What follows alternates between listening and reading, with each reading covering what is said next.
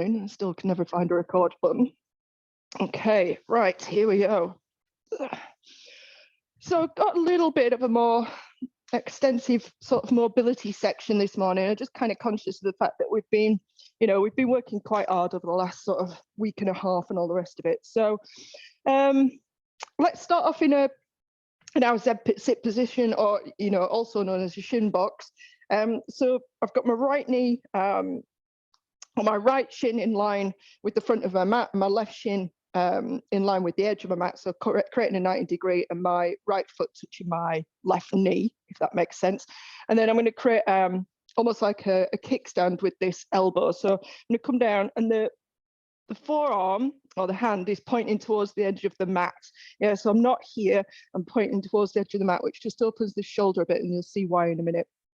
So the top hand, I'm going to bring it out in front of you on the floor, and you're going to lead with the thumb. All right, so the thumb is going to lead. So we're going to make this big circle overhead, leading with the thumb. And as the thumb comes overhead, or as the arm comes overhead, you're going to turn palm up towards the ceiling. So you create this big circle. You want to reach back as far as you can.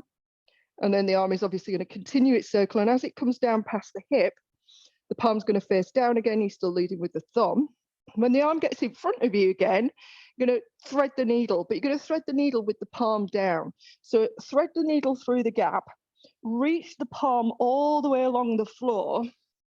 You can even walk the fingers away a little bit. So you're in this kind of twisty position. And then you're going to lean away from that hand. So you can see I'm leaning towards my right knee and turning my head to look at my fingertips. You want to try and get your palm flat to the floor. You're leaning away, palm flat to the floor, and you'll feel this sort of rotation and stretch across the shoulder. And then unthread your needle. Arm comes back out in front. We're going to reverse the circle. So you're going to lead with the little finger. It's going to come down past your hip. As it comes past your hip, it turns palm up. And it keeps going until it comes back overhead, and then it's palm down again, all the way around. And then same thing, thread the needle as far as you can go, walk the fingers, and then lean away and look towards your fingers. So I'm not putting my head down. I'm not trying to get, I'm not trying to get the back of my shoulder down. I am, I suppose, trying to get the whole arm on the floor as I lean away. It gives you a massive stretch into the upper back and between the shoulder blades. And again, unravel. We're just going to repeat that each one in each direction. So leading with the thumb, big circle as it goes overhead, turn palm up, circle it back and around. As it comes past the hip, it comes palm down, and then thread the needle, palm down all the way through, walk the fingers away, lean away from that arm. Take a moment and breathe. And then release. Same thing, leading with the little finger down past the hip, palm up, all the way out and all the way around. As it comes back overhead, palm is going to face down again, and then thread the needle through, reaching the fingers, reaching the arm, and then really lean away. Breathe and hold. And then slowly release. And then we repeat on the other side. So you create your shin box first, or your Z-sit, whichever. So this time, right shin is creating the box and left shin is the vertical side. Come down into your kickstand. So elbow coming down to the floor just outside the hip. Create your space. And then same thing, leading with the thumb to start with. So the arm comes overhead, close to the ear. As it goes past, it turns palm up. You're opening the chest all the way out to the back. Big circle. As it comes past the hip, it turns palm down, and then thread the needle, palm coming down to the floor, walk the hand away as far as you can, and then lean back towards your right knee. Hold and breathe. Lean even further if you can, and then unravel yourself, and we reverse. So leading with the little finger, it goes past the hip, turns palm up, big circle out as wide as we can go, coming all the way around, and then thread the needle through, palm down, walk the fingers away, and then really lean away from those fingers, your fingers. Take a moment to just breathe and release. One more each direction. So leading with the thumb up overhead. Big circle up and the chest up and round. You can follow the hand with the eyes. Hand coming all the way around and then under it goes. Lean away, breathe. And release. And one last time, leading with the little finger past the hip, palm up, all the way up and round the back, overhead. Reach overhead and out to the side, and then same again, underneath, palm down, lean away. The palm down stops you, if you go palm up, you can try it if you want. If you go palm up, you'll be able to lean a lot further. The palm down really adds to the rotation.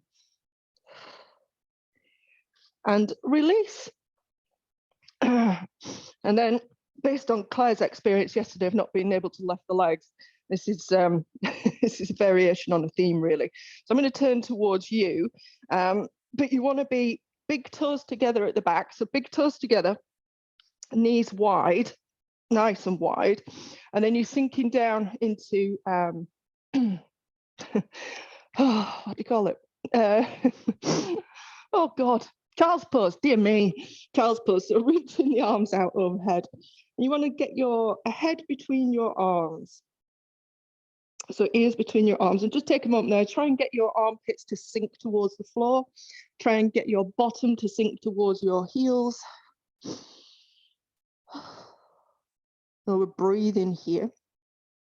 And then from there, you know, if you need to walk the arms back a little bit, just to give you that little bit of space, that's fine. But you're in this long position, and you're going to use the arms to start to pull you forward.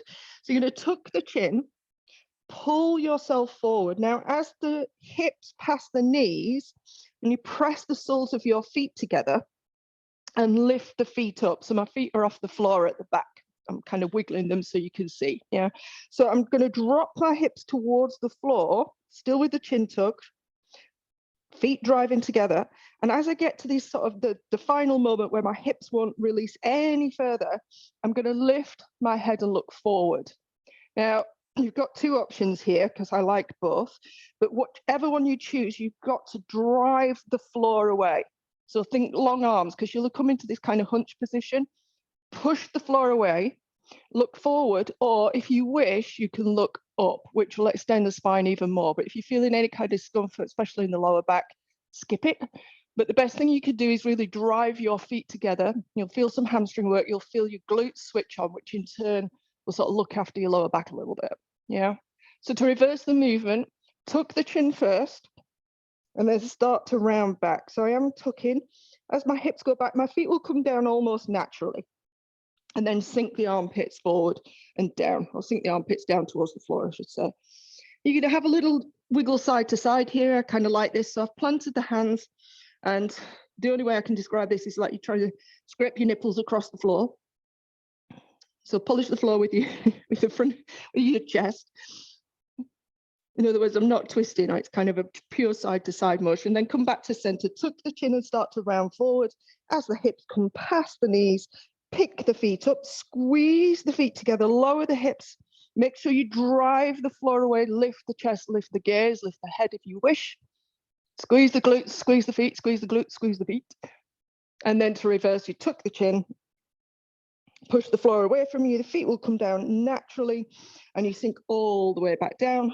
Again, if you like the wiggle from side to side, I like that in my shoulders. If it's not comfortable in your shoulders, feel free to skip it.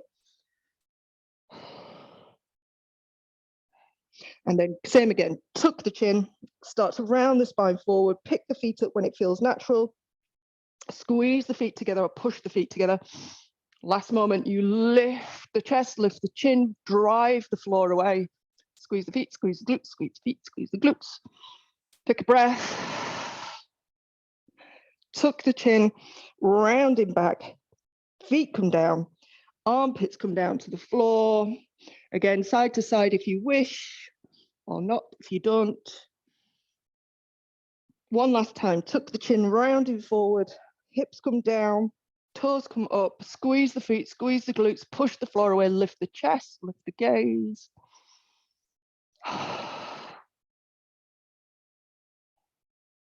To reverse, tuck the chin, rounding the spine back, the feet come down, the armpits come down. And you're back to where you started. Take a moment there, really let everything sink down to the floor.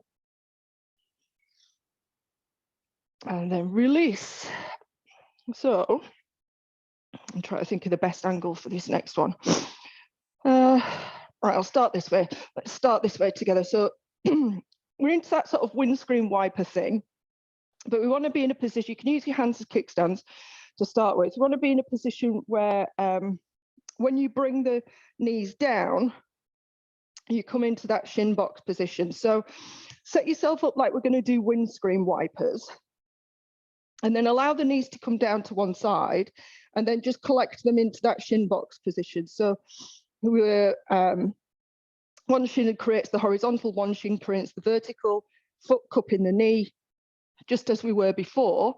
And then as you switch legs, you should find that the same happens on the other side, unless you've got one leg that's totally the wrong length and it's completely different, but it should come down to the same. Yeah, so you could just switch sides a couple of times, just each time come into that shin box. And using your hands is fine.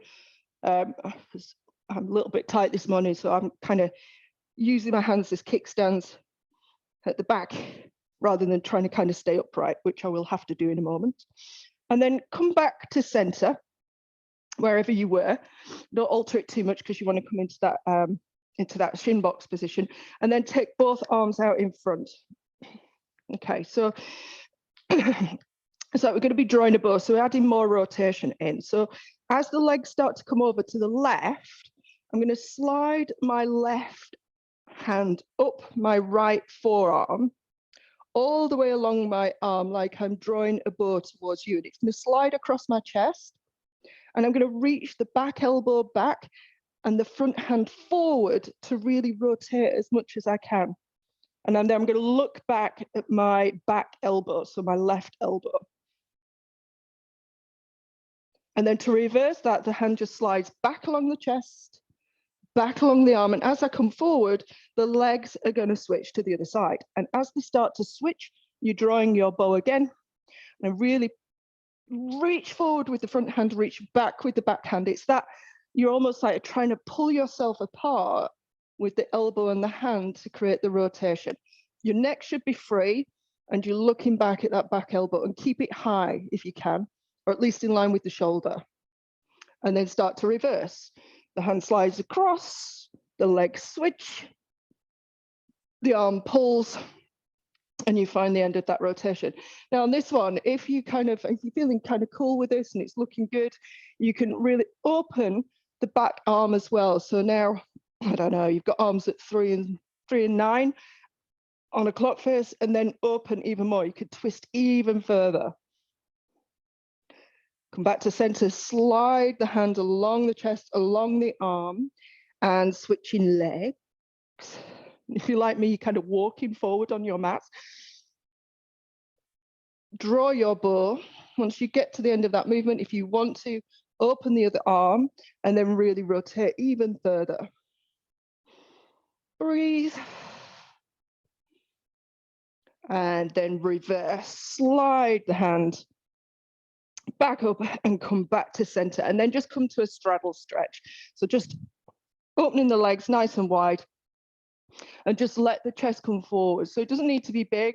I'm not flopping over to create this, something that looks like a nice stretch. I'm keeping the chest truly lifted and just working the arms forward. And just breathe in, pull the toes back so they're pointing to the ceiling. And then if you can, use your fingers to just pull your chest that little bit further forward. So I'm using the hands to pull me forward a little bit, and then releasing.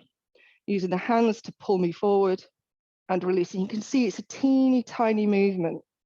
So what I'm trying not to do, I don't want to just collapse in my spine. I want to keep my spine as relatively straight, a bit flexed, but pull the chest forward and release. And make sure you're breathing. then relax out of that. Okay, and then we're going to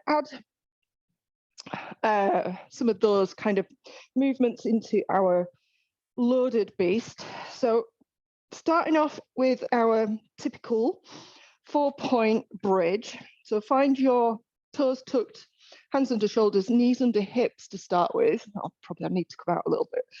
Knees under hips, and then hover the knees just fraction of an inch off the floor. And then just check in there. Yeah, we're pushing the floor away, so driving the shoulder blades wide. There's a little bit of work in the glutes, a little bit of work in the inner thighs. Give them a squeeze if you're not sure. But you should be able to breathe. Your gaze is down towards the floor, neck is long.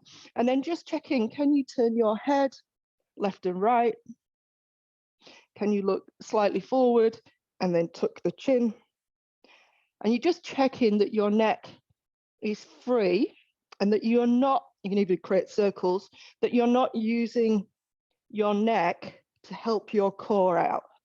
Yeah, so give your neck a wiggle. You can take it through all ranges of movement, nice and easy, but just to check that it's free while we're working on the core. And then release the knees down. Sit your butt back towards your heels just to take the tension off the wrists. So that movement we did before, tucking the chin, tucking the chest and coming forward, one where we lifted the feet. We're going to do that in this position.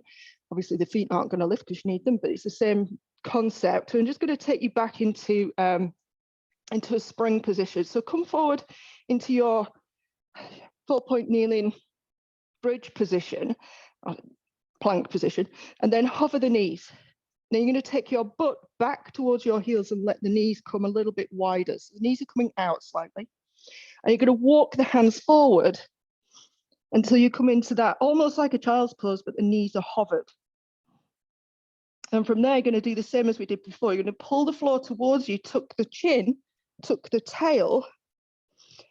And this time you're coming all the way forward, trying to get your shoulders in front of your wrist. Now, your knees are still low. Your tail is tucked, your chin is tucked.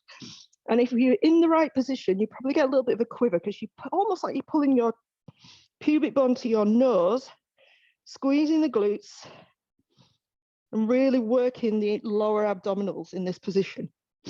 To reverse, keep the chin tucked, and just reverse the movement. Keep the knees low and come all the way back, letting the knees flare out to the side. Same thing, chin stays tucked. Come forward, take the shoulders past the wrists if you can. Keep the chin tucked, keep the tail tucked. Find the work in the lower abdominals. And then reverse. Push the floor away to take you back, knees flaring. One last time. Tail tucked, chin tucked. So in this total flexed position here, breathe as you come to the end point, hold. And then reverse, push the floor away and come back, and then lower the knees, come off your toes and just give your hands a little bit of a whirl. So that position where your hips are back on your heels is kind of like you're loading the spring. So you start position for loading the spring. I'm doing for time, I'm doing okay. Wriggle your wrists if you need to, if they're grumpy. If not, we're doing okay. And then come forward again. So starting position, toes tucked under. Lift the knees, take the hips back, let the knees come a little wider, but they're still low to the floor. And then walk the hands away as much as you can without slipping. So variation this time, you're going to take the hips up to the ceiling, all the way up, so you're right up on your toes, pushing the floor away with the hands. So we've got that wave unload. So the chin is going to stay tucked, chin tucked. Start to bring the hips down. You need to alter your position slightly, you can, but bring the hips down, tail tucked, chin tucked, very similar to the last one, but this time coming almost to a plank. It will be a plank, but then let the hips lower slightly. Keep driving the floor away with the hands, and then lift the chest and the chin and look forward. Lots of work in the glutes this time. Make sure you're squeezing the glutes, not just sagging in your lower back. And then to reverse, tuck the chin, push the floor away, lift the hips up and push back. And then sink back down to our loaded spring position or our loaded beast position. Knees come wide. And we're going to go again. Lift the hips up to the sky, high on the tiptoes, tuck the tail, tuck the chin. You start to come forward, the hips lower. The very last thing, as the hips come down, as the gaze comes forward, and you're lifting the chest forward, squeezing the glutes. Reversing chin tucks. Keep the chin on the chest, push the floor away, lift the hips, and then lower the hips to the heels, back to your loaded beast one last time. Up with the hips, high on the tiptoes, chin stays tucked, tail stays tucked. So we flex down and forward.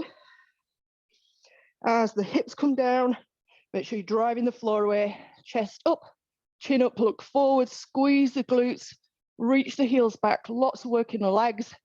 Chin tuck, push the floor away, lift the hips up high, and then butt to heels, and release the knees to the floor.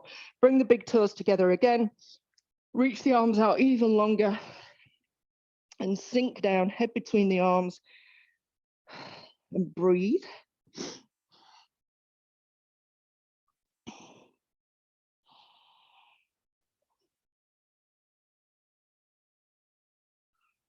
And then slowly release. Right, we're just about back up time.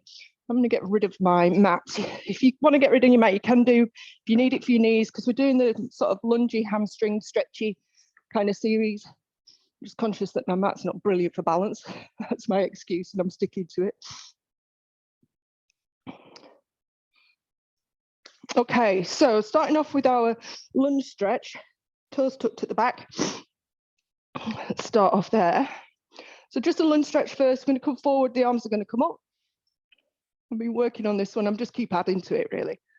And then as you push back, sink the hip to your heel or butt to your heels and hinge forward for the hamstring stretch. Then coming forward. So as you come into the lunge stretch, this time the arms are going to come up, you're going to come up and then into, she says, a single leg balance. Let me come away so you can actually see my head. So you're in single leg balance. From there, same as yesterday, reaching the arms forward as the leg goes back and coming into your single leg deadlift. Straight leg, bent leg, not bothered, up to you. Soft knee at the front. And then we're going to do 3 single leg squats. So you're going to bend the knee for 3, straighten 2, straighten 1, straighten the leg. And then you can, whatever you want to do with the arms, I kind of like them up. You're going to reach back. I'm just making sure I'm not going to squash the cat. Reach back to your lunge position. Then come down. So you're back in your lunge stretch. And then push back into your hamstring stretch. Oh, so that's the sequence. Let's do it again. Go forward to lunge, reach the arms up, lift the back knee, come up into your single leg balance. Hold it. Reach forward, reach the leg back, come into your single leg deadlift position and hinge it forward. Once you've got that, we do 3, bend and straightens of the leg. 2, 1. And then arms come up, reach all the way back to your lunge position. Drop the back knee, so you're stretching, and then push back into your hamstring stretch. One last time, all the way through, up into single leg balance, out into single leg deadlift. We go 3, we go 2, we go 1. Arms up, step, big step back for your lunge, drop the back knee into the stretch, push back for the hamstring. And then we're going to switch sides. So starting off, just because the lunge is the easiest position to kind of get into to start with, sets you up for everything else. Lunge forward, lift the arms. Push back into your hamstring stretch. Come all the way forward into your lunge and then come up into your single leg balance. Reach the arms forward. come into single leg deadlift. We go 3 bends, 2 bends, 1. Arms come up, step back to your big lunge, drop the back knee. You're into the stretch. Push back for the hamstring. Go forward to lunge, lift the arms, come all the way up to single leg balance. Arms come forward, leg goes back, tip forward, bend 3. Oh, I've got a wall to balance on 2. 1. Step back, arms up, drop the back knee, lunge stretch, hamstring stretch. I've lost count. Was that 3 or was that 2? I think that's 2. Let's do another one. Come forward, lift the arms. Come all the way up into your balance. Pitch forward, single leg deadlift. We go 3, we go 2, we go 1. Step all the way back, big stretch, leg down or back knee down. Push back, last hamstring stretch. And release. We're going to do a very quick pretzel before we finish. Top knee, bottom ankle. Pull that back leg back, or bottom leg back, I should say, and then open the chest. Your choice if you want to press the ankle into the hand, press the knee into the hand, find that contraction, and breathe. Release the contraction and open.